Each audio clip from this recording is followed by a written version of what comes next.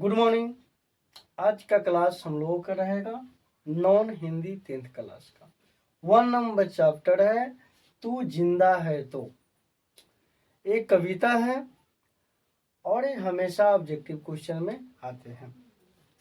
जैसे कि इनका लेखक का नाम आपको जान लीजिएगा। लेखक के नाम कौन है तो याद रखिएगा शंकर शैलेंद्र है। लेखक का नाम शंकर शैलेंद्र है।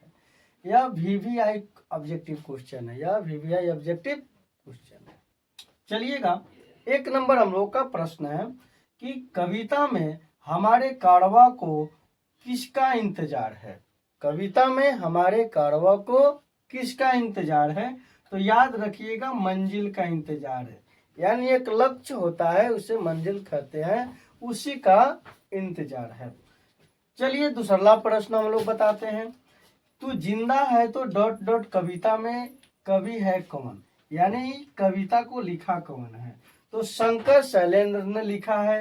ये भी आप लोग याद रखिएगा, इसको याद रखना है, नॉन हिंदी वाले बच्चों के लिए है। तू जिंदा है तो तीसरा प्रश्न है, तू जिंदा है तो शीर्षक पाठ का गाध कौन सा है। यानी याद रखिएगा एक कौन सा विधि है तो याद रखिएगा यह कविता है। क्या लिखा गया है? कविता लिखा गया है। चौथा नंबर प्रश्न हम लोगों का है, तू जिंदा है तो डॉट डॉट दे दिए हैं। कविता में जीवन का कौन सा दृश्य पर प्रस्तुत किया गया है। याद रखिएगा इनका आंसर है गहरे जीवन, राग एवं उत्साह को प्रस्तुत किया गया है।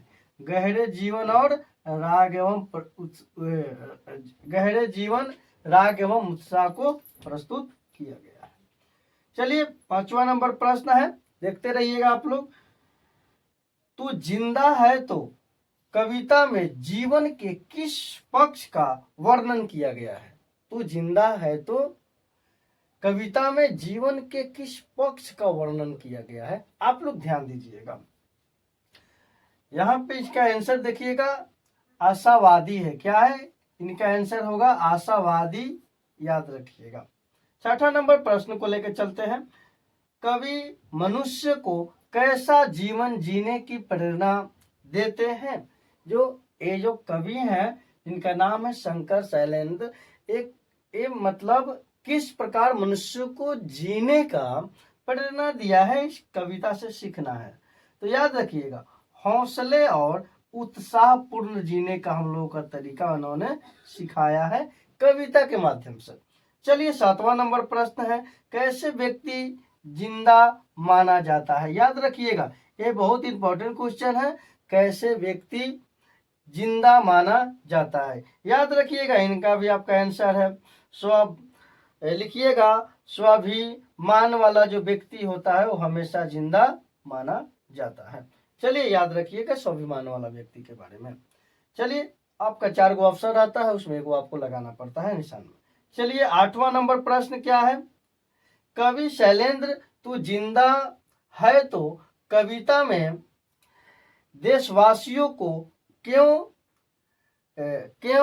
संगठित होने की बात कहती है। याद रखिएगा आजादी प्राप्ति के लिए। किस प्राप्ति के लिए एकत्रित करते हैं? आजादी प्राप्ति के लिए इन्होंने एकत्रित करते हैं। याद रखिएगा। 9 नंबर का प्रश्न आप देखिएगा कि विनाश के बाद क्या होता है। इसका आंसर है याद रखिएगा नव निर्माण होता है। क्या होता है? एक नया नव निर्माण होता है। याद रखिएगा। 10वां नंबर प्रश्न आपके लिए है, स्वराज्य का अर्थ क्या होता है। याद रखिएगा 10 नंबर प्रश्न में स्वराज्य का अर्थ क्या होता है तो लिखिएगा अपना राज्य होता है। स्वराज्य का अर्थ क्या होता है तो अपना राज्य होता है। या देख लीजिएगा, इसको आप स्क्रीनशॉट मार लीजिएगा बढ़िया से। 11 नंबर प्रश्न है, इस स्क्रीन पर देखते रहिएगा। 11 नंबर कहते हैं कमल की कोमल डंठल को क्या कहते हैं। याद रखिएगा कमल के जो होते हैं, कमल की कोमल डंठल को हम लोग डंटी को क्या कहते हैं तो मृणाल कहते हैं। क्या कहते हैं? मृणाल कहते हैं।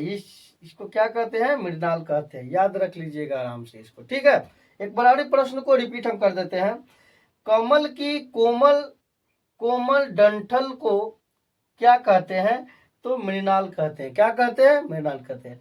हमारे प्यारे बच्चों, यह क्वेश्चन इस कविता में से हम बहुत यानी VVI क्वेश्चन इसको हम बनाए हैं। आप इसको रट लीजिएगा, याद कर लीजिएगा और इसे आप कॉपी में ऐड कर लीजिएगा। चलिए, थैंक यू। इसका दूसरा नंबर चैप्टर का वीडियो आपके पास बहुत जल्द ही आने वाला है। चलिए।